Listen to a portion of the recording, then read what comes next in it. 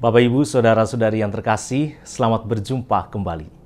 Masih seputar pernyataan Daniel Mananta atau DM yang menuduh secara sepihak bahwa ada roh jahat atau unclean spirit dalam patungnya orang Nasrani atau mungkin patungnya orang Katolik. Bagi saya, tuduhan ini sangat kacau. Mengapa?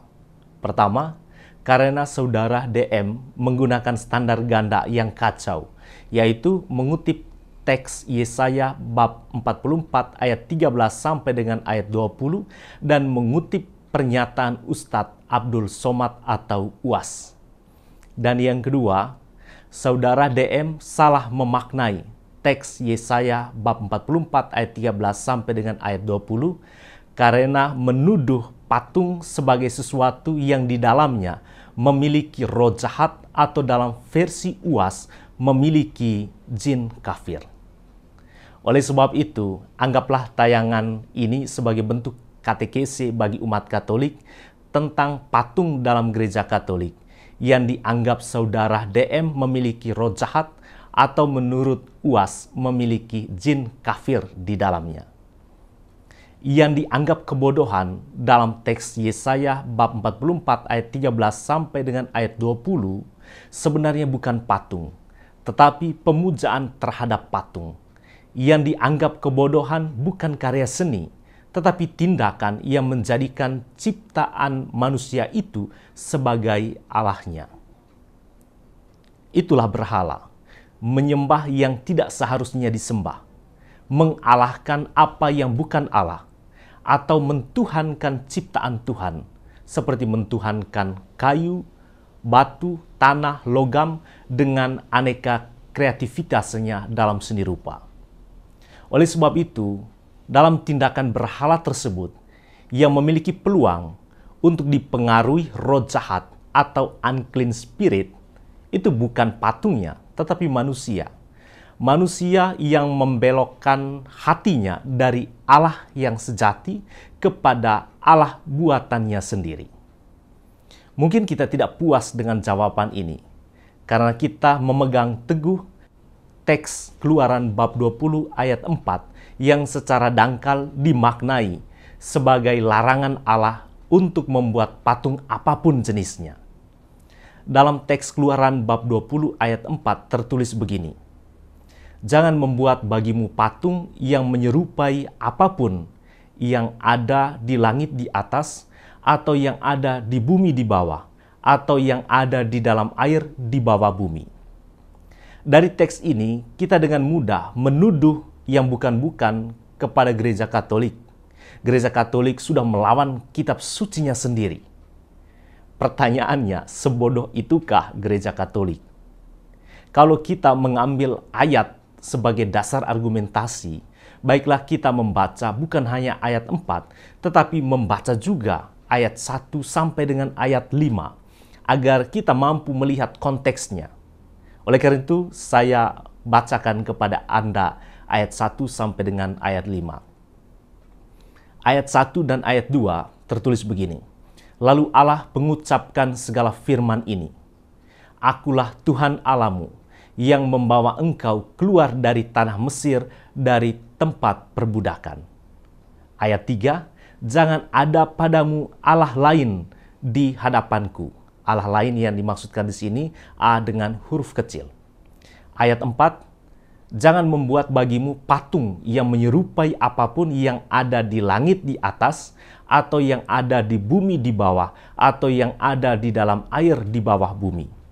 Dan ayat yang kelima, "Jangan sujud menyembah kepadanya atau beribadah kepadanya." Kelima ayat ini saling bertalian satu sama lain. Tidak bisa dipisahkan begitu saja atau dicopot begitu saja. Di mana Allah melarang jangan ada Allah lain, jangan ada pula patung apapun yang kepadanya manusia menyembah atau beribadah. Apakah orang Katolik menyembah patung atau beribadah kepadanya? Tentu tidak. Jadi yang dilarang itu bukan patungnya, tetapi sikap manusia yang mengalahkan patung ciptaannya sendiri, yang kepada patung itu kita menyembah. Isi sabda ini tentu sama dengan apa yang menjadi pesan dari teks Yesaya tadi. Kadang Bapak Ibu Saudara-saudara yang terkasih, kita ngotot dengan teks Keluaran bab 20 ayat 4. Kita menyerang terus aneka patung dalam gereja Katolik. Bagaimana kalau Allah yang sama, yang melarang membuat patung dalam kitab Keluaran, justru pada beberapa kitab menyuruh manusia untuk membuat patung? Kita coba lihat beberapa teks berikut ini. Yang pertama, teks dari kitab Bilangan bab 21 ayat 4 sampai dengan ayat 9. Apa yang tertera di sana? Allah memerintahkan Musa membuat ular tedung, dan Musa membuat ular tedung dari tembaga dan ditaruh pada sebuah tiang. Ular tedung tembaga itu jelas patung ular yang terbuat dari tembaga. Dan siapa yang memerintahkan pembuatan patung itu? Allah.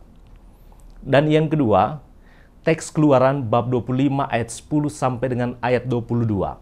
Allah memerintahkan pembuatan kerub emas atau patung malaikat dari emas. Dan yang ketiga, teks dari kitab Raja-Raja.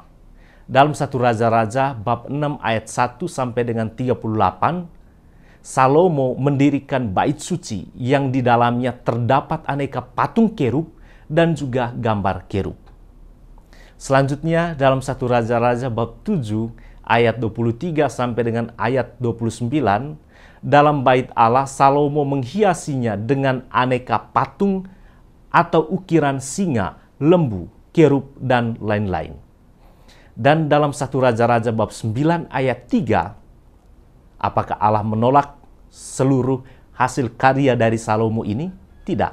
Allah justru merestui segala yang telah dikerjakan Raja Salomo dan menguduskan rumah itu menjadi bait suci. Dan yang keempat, dalam teks Injil Yohanes bab 3 ayat 14 sampai dengan ayat 15, kepada Nikodemus, Yesus tidak mempersoalkan pembuatan ular tedung tembaga oleh Musa, tetapi mengartikan secara baru bahwa anak manusia harus ditinggikan supaya semua orang yang percaya beroleh hidup yang kekal. Dengan teks-teks ini, Gereja Katolik sebenarnya tidak sesat. Keberadaan aneka patung dan gambar dalam Gereja Katolik sudah sangat alkitabiah, tidak bertentangan dengan Alkitab. Bahkan dalam Katekismus Gereja Katolik nomor 2132 tertulis begini, penghormatan Kristen terhadap gambar tidak bertentangan dengan perintah pertama yang melarang patung berhala. Karena penghormatan yang kita berikan kepada satu gambar menyangkut gambar asli di baliknya. Dan siapa yang menghormati gambar, menghormati pribadi yang digambarkan di dalamnya. Penghormatan yang kita berikan kepada gambar-gambar adalah satu penghormatan yang hikmat, bukan penyembahan. Penyembahan hanya boleh diberikan kepada Allah. Jadi sekali lagi Gereja Katolik tidak pernah menyembah patung sebab penyembahan hanya diberikan kepada Allah. Jadi baiklah, untuk sesuatu yang belum kita pahami secara baik, sekali lagi saya katakan, lebih baik kita diam daripada kita sesat dalam nalar dan juga dalam kata-kata kita sendiri. Atau lebih baik kita bertanya daripada menuduh yang bukan-bukan. Semoga tayangan ini membuat umat Katolik memahami apa yang sudah dihormati selama ini, termasuk patung-patung dan juga gambar-gambar kudus. Sekaligus menjadi awasan bagi Anda dan juga bagi saya untuk tidak menuduh yang bukan-bukan wilayah iman orang lain. Tuhan memberkati kita semua.